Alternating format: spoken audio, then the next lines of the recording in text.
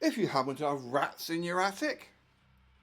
One way you can do to avoid traps, old school things like traps and poison, broken glass work, but you end up with dead bodies in the cavity walls because they get in the cavities and they climb up.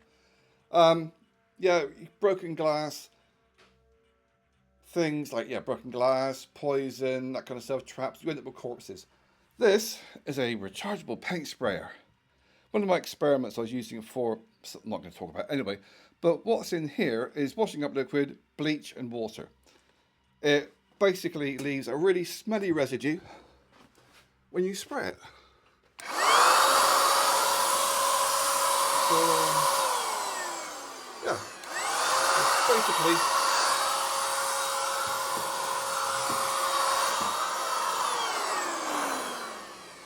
doesn't kill the furry fuckers, but it does piss them off because they got very sensitive little nosies.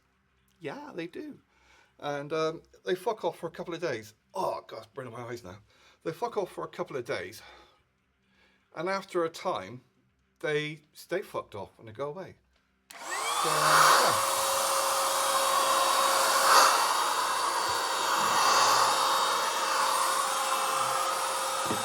But literally, it's all you do.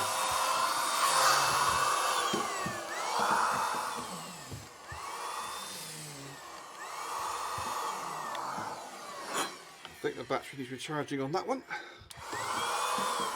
Yeah, but seeing as how I've not recharged it in 6 months, so it's doing quite well.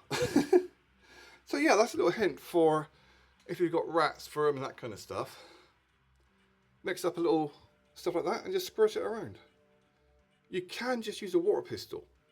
Oh, it's burning my eyes now. So, yeah, I can hear the little fuckers. If you call them bats, it's not quite scary as 2 foot long rats.